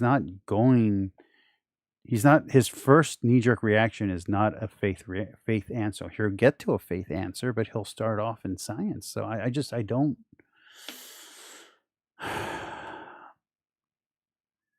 It must be so shocking to go from being a Protestant who's told that life is good and God will protect you and parents don't die and all that kind of bullshit, to then real life where cancer and AIDS and murder and violent crime happens to good people. Like, I just can't imagine finding out dinosaurs are real, or I have no idea what that's like to find out the tooth fairy's fake. Like, I didn't grow up like that. I didn't live that way. To find out Santa Claus isn't real. Like, I don't know what that's like for people, and I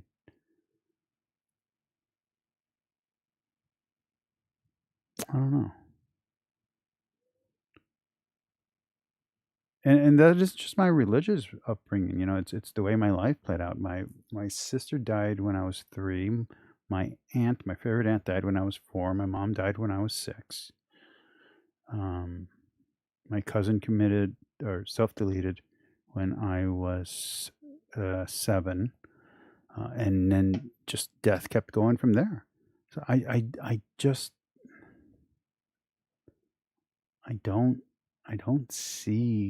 don't get it.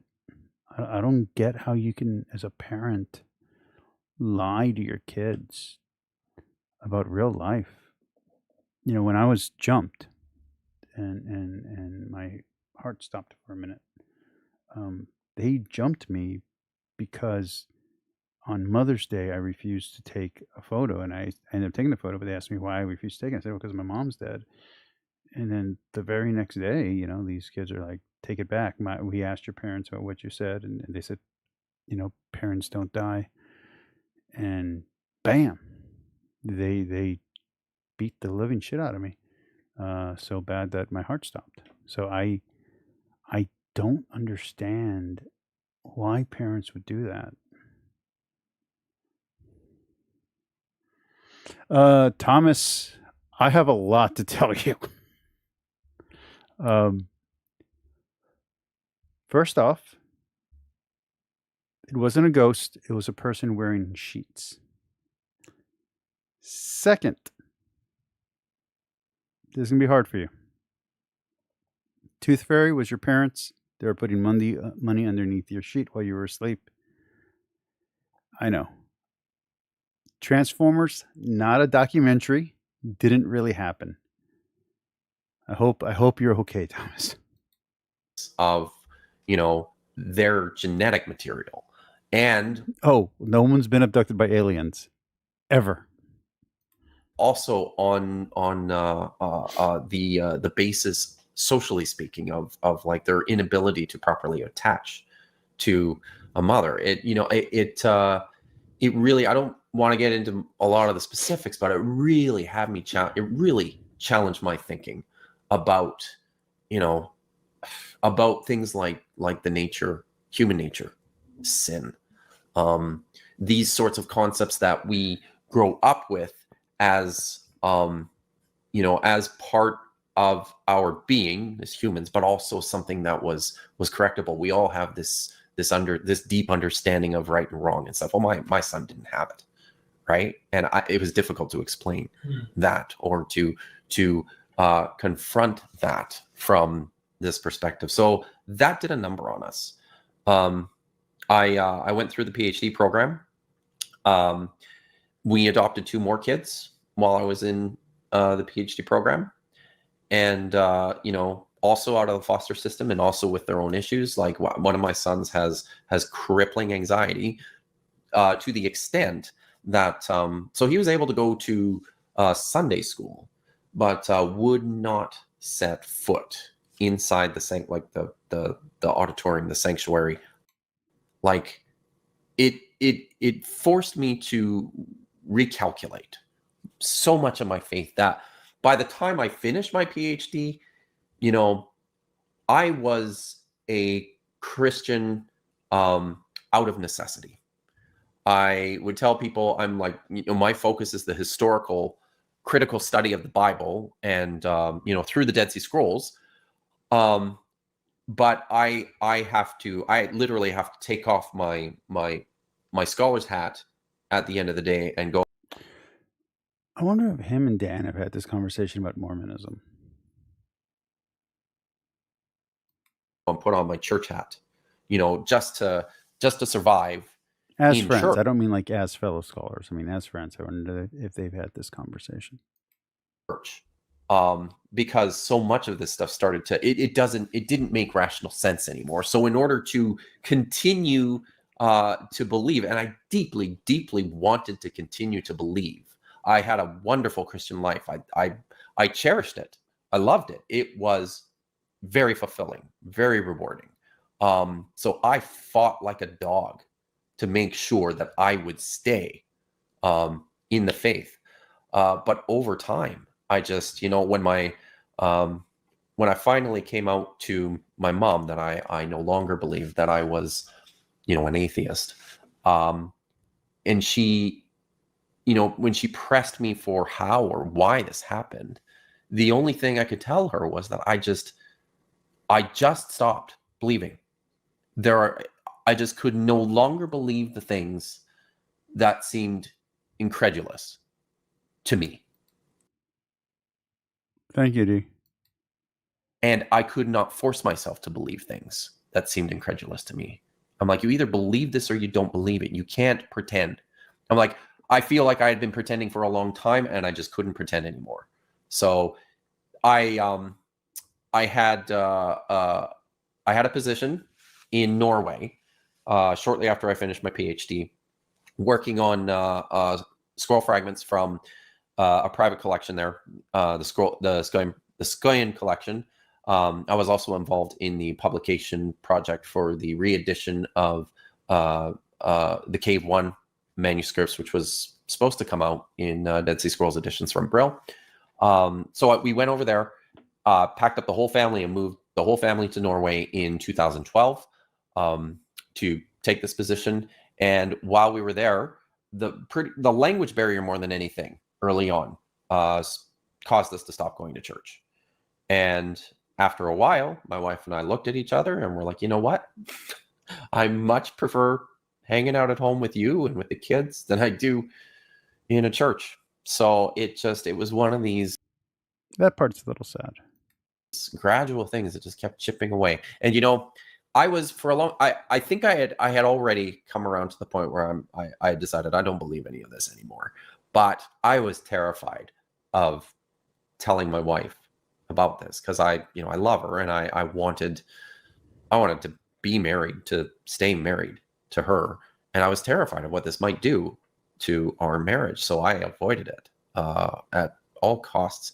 I avoided it. And it came as an enormous relief to me when one day she just came up to me and said, you know what? I don't think I believe this stuff anymore. Oh, thank God. Hey, guess what? Me neither. Oh, phew. We can go on and live our lives now. Wow. I know, right? So, yeah. Because we saw it as sort of a stable place for them. And circumstances being what they were, my contract was 3 years, but my wife ended up getting a job back home after 2 years, and she left with the kids to go and work this job. And I ended up alone there for like a full year. It was, I mean, in some respects, certainly at first, it was so lonely and it was so hard right away that, you know, all I had was work. And I literally, like, I got up at like 6 a.m. and I started working.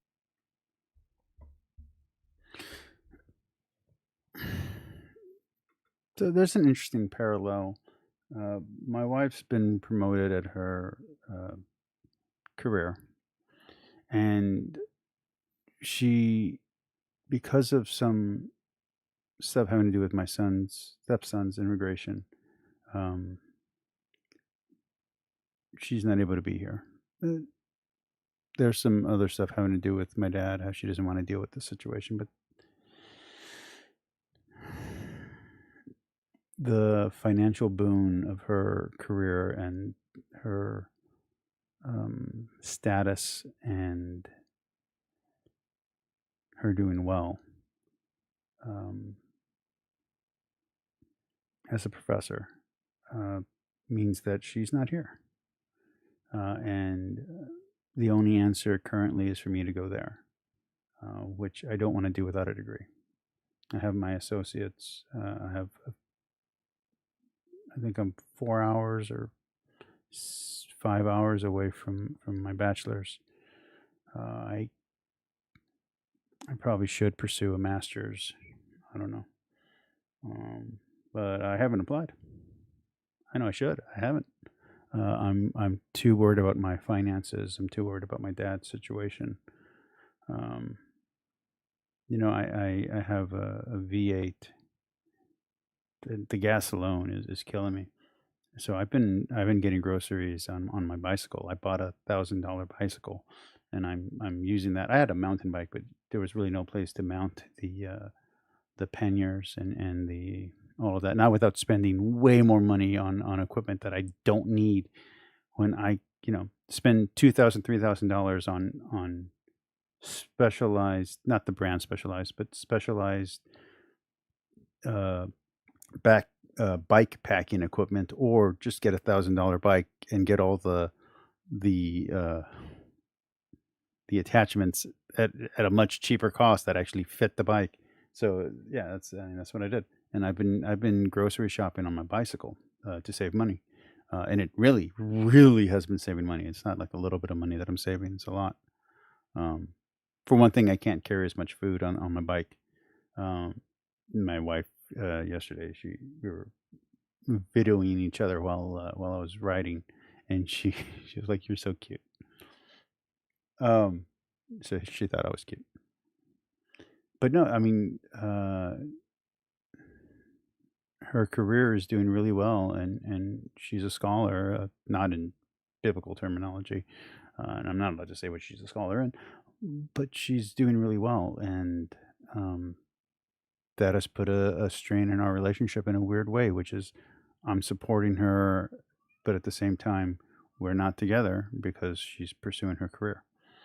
So I have much respect for pretty much everything that Kip has said in this one. This is serious. I'm gonna I'll go back to making fun of him in a minute. And I worked until I went to bed at 10 or 11 at night every single goddamn day. So it was the most productive year of my life. But wow, it was tough. When my wife went back with the kids, they started tried going back to church, but she was working really hard too, right? Because she's effectively working as a single mom. We were still together, and this wasn't like there was never any. I was going home to be with my family, right? As soon as I was done. But she was effectively functioning as a single mom, so just way too tired to do much more than just go to work, make sure the kids are healthy and fed and safe, and that's what she had time for. And they stopped.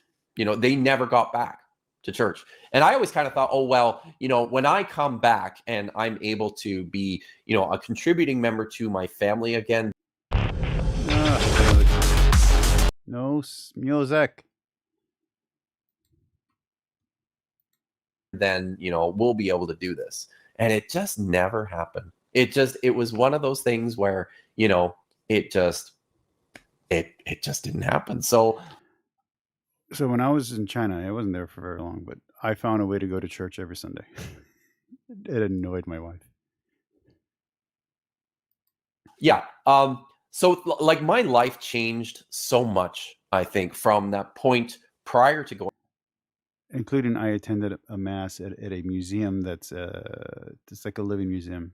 It's a heritage, I guess a World Heritage Site. I think it's the first Catholic church either in China or the first Catholic church in Guangzhou. And I went to church there, and it was a protest mass, and everybody was watching, and it was cool. It was like one of the coolest experiences that I've ever.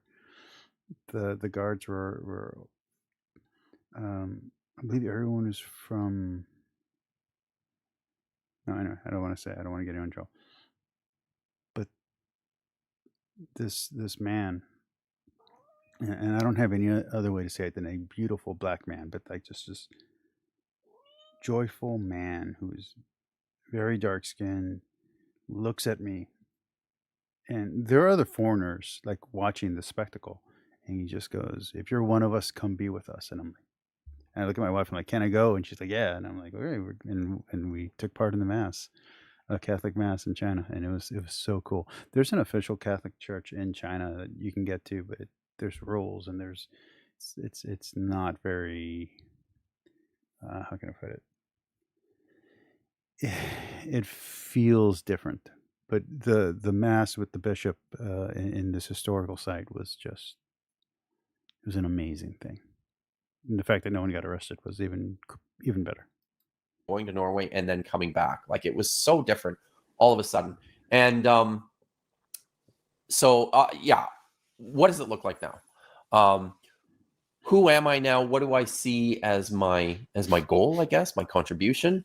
I started the channel. So when I came back from Norway, I worked a few contracts at my alma mater, Trinity Western University, an evangelical Christian school. Still, like I'm still not publicly an atheist, which is the only way that I could continue to work at Trinity. I worked for a few years at Trinity as an atheist, while still holding my nose and signing off on that community covenant every year. But what could I needed the work, and it was sort of the only viable place for me to go when I came back. And I felt bad about being dishonest about this, but by the same token, I've been. I'm such an idiot that when I started doing religion on my channel, I could have held my nose and gone along with the popular Catholics at the time, with Tyler Marshall, with Brian Holdsworth, with Lizzie Answers, and a few others. But I didn't. I refused to go along with a lie in service to the truth. I'd rather serve God and speak the truth than service a truth with a lie. Like it wasn't right. So I stood up for what I believe and what I thought to be true, what I still hold to be true. And it did cost me viewers. It did cost me subscribers. It did cost me potential fame and potential money. But hey, I'm an asshole. I got to say the truth. And it does cost. So, yeah. Been a Christian for so long, I could play the role. So I would go to my classes. One thing we never did in my classes was pray. I'll tell you that much. But it wasn't. Some professors did, some didn't. It wasn't something that they cared too much about that. But that's something we never did in my classes. So thank goodness for that. But if they had required it, I could have done it. I put on a face while I was there teaching students. That sounds terrible. That's both dishonest for you and compromising as well. Like, I'm both sorry you had to go through that, and I'm sorry you chose to do that. You know what I mean? Of fostering their faith in Jesus. How weird is that? Here I am, an atheist professor who is doing his sounds unethical damnedest to make sure that these kids are still the best Christians they can be. And having and a big part of the job when you're teaching at an evangelical or a Christian school in a Bible department is soothing all that angst that develops from the cognitive dissonance that you're developing by challenging them with historical, critical, biblical scholarship, right? And I addressed this in a video that I did earlier today that I put out, where I think I called it the 3 best and 3 worst study Bibles ranked.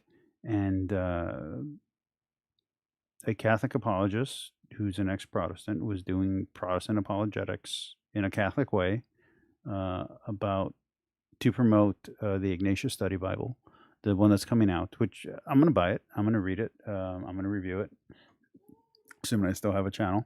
But what?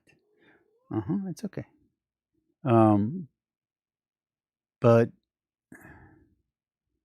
I couldn't take the bullshit that he was spewing.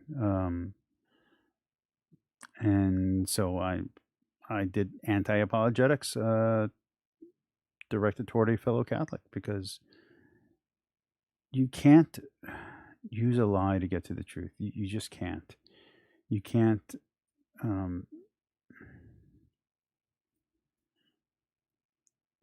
You can't pretend when it comes to God. Because if you pretend, you're not actually getting anywhere. God knows. So if you believe in God, and God is all truth, a lie doesn't help. A lie is a sin. And whether it's a sin of omission or whether you're lying to yourself, it's still a sin. So I was going to go somewhere with this, and then my cat distracted me, and I'm just going to hit play. Was going on. I started the YouTube channel in so some of the stuff that he was saying, I know he knows better. I've seen him talk before. I know that he understands the facts of the Bible.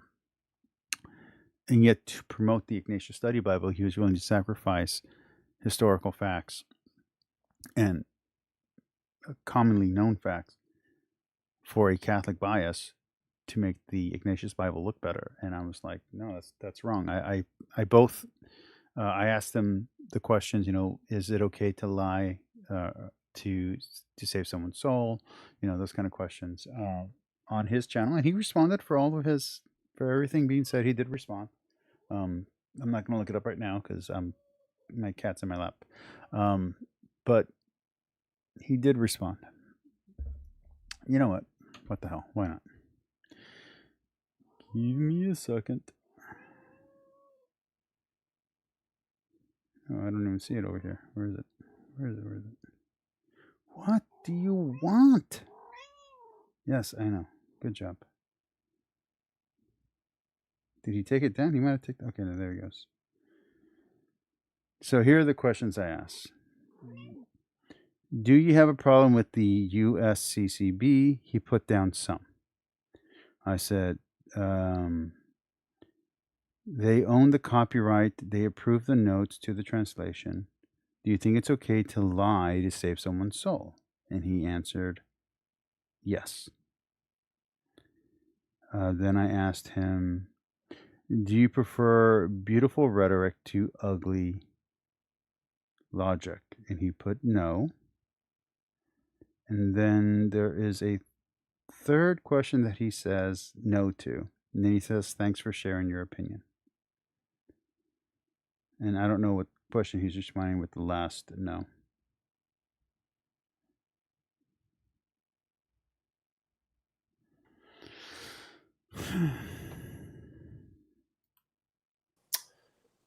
...2017, I think 2017 or 2018, something like that. And the reason I started, I had already been watching YouTube for a long time.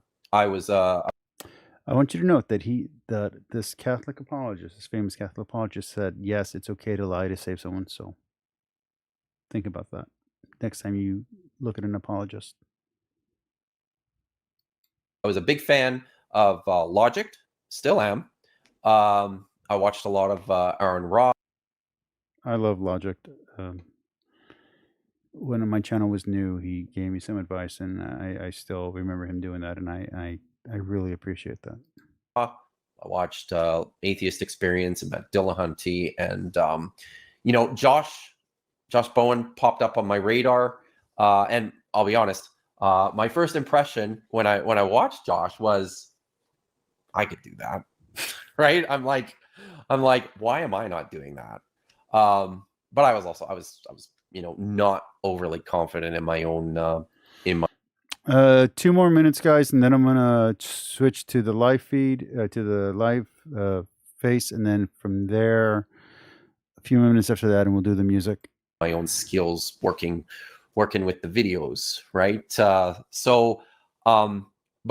I started the channel because I was asked in whatever year that was, 2017, 2018, to do what's called an independent study at Trinity Western. If not every course is offered every year, a student has to take certain courses in order to graduate.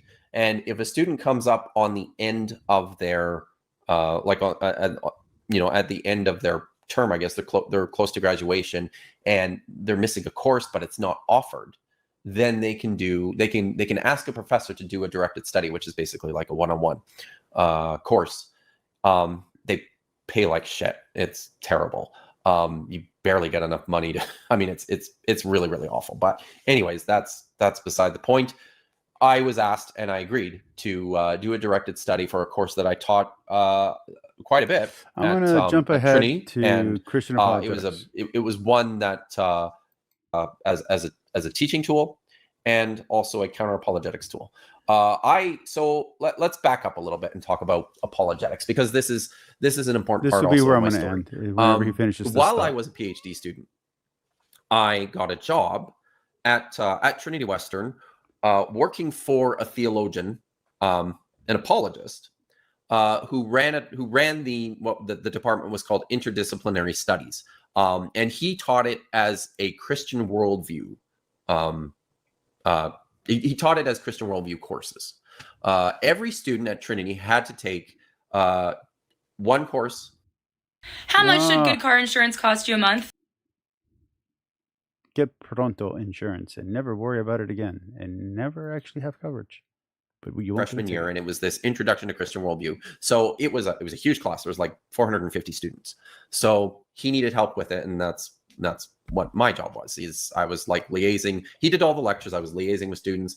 I was doing, marking all the assignments. I was helping him out basically with whatever he needed. And then he taught this other course for all the seniors. Everybody was graduating had to take Developing a Christian Worldview, and that class it wasn't 450 students, but it was usually up to like 100 every year. And this is what I did, and it was so frustrating for me because of these courses being offered in a serious university promoting Christian apologetics. I mean, that's all it was. It was how to properly view science in light of religion and Christianity. It was awful. But I think this really is where I started to pay attention to apologetics and to apologists. And I think it was in that moment that I realized, oh my God, this is a serious problem. Apologetics, in my mind, is one of the worst things about Christianity, because the entire enterprise, I won't even call it a discipline because it is not a scholarly discipline. The entire enterprise is founded on essentially placating the hurt feelings of insecure Christians. It is entirely in-house. It doesn't, the goal of apologetics, I am convinced, is modern apologetics is not about saving souls. It's about making Christians feel better about being Christians. And of course, the only way, as a biblical scholar, with so much of the problems within Christianity, especially the more fundamentalist or evangelical brands of Christianity, are centered on the Bible. The Bible is a problematic book because of the history, because of the very natural origins of the text and all the problems within the text. It's incredibly difficult for them to deal with, which is why apologetics is there. So it's all about helping Christians to get over their anxiety about the Bible. And the only way to do that is to do so through fabrications and weak arguments and, exegetical and historical fallacies.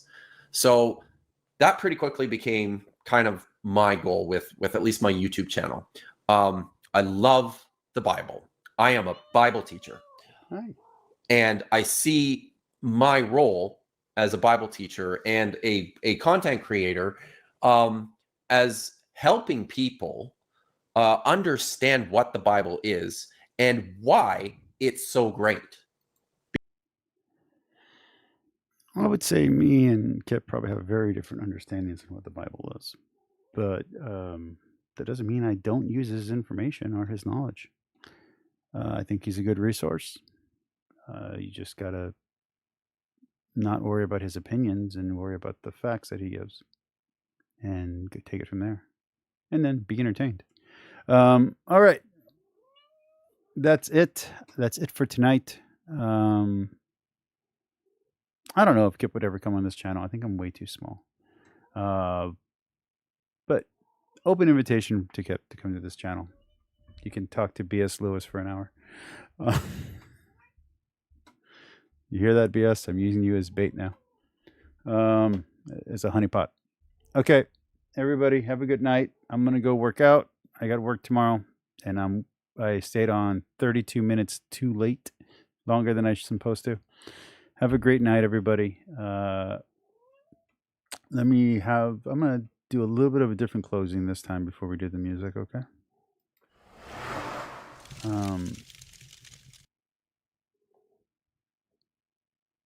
There was an assassination attempt this weekend, and I'm not okay with that.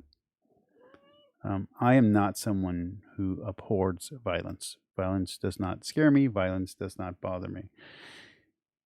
But I do think there is a line, and I do think the line was crossed this weekend. I do think the rhetoric on all sides has been overly intense and overly insane.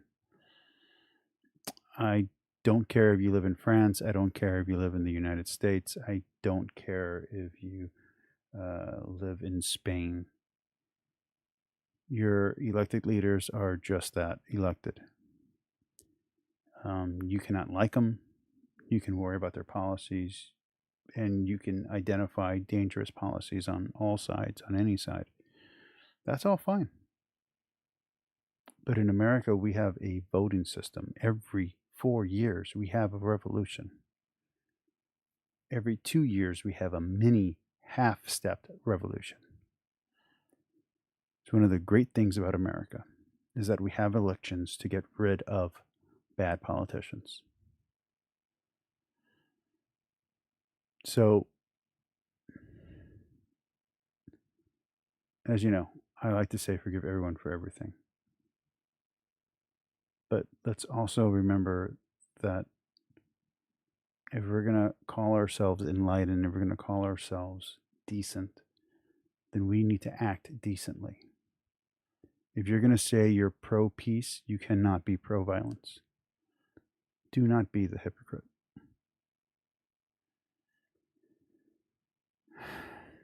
I don't like Trump. I never have. But I cannot abide those who would want to see him harmed. You want to see him in jail? Fine. You want to see him not win? Fine. But you should not want anything physically bad to happen to him. And I don't care what politician that is. It doesn't matter if it's AOC. It doesn't matter if it's... trying to think of a really dumb politician that makes a lot of mistakes. If it's Ted Cruz. They're humans. They have as many flaws as you.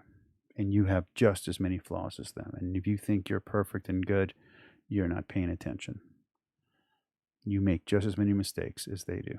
The thing is that you don't have as much power as they do. So, you want better politicians, run for office yourself. You want better politicians, vote for the politician that actually stands for what you believe.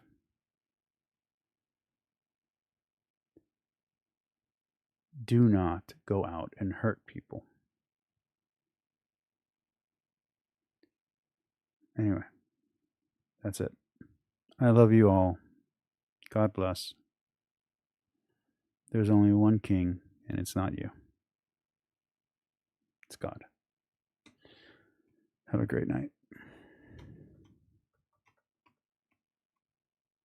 Oh, and it's not Trump either. So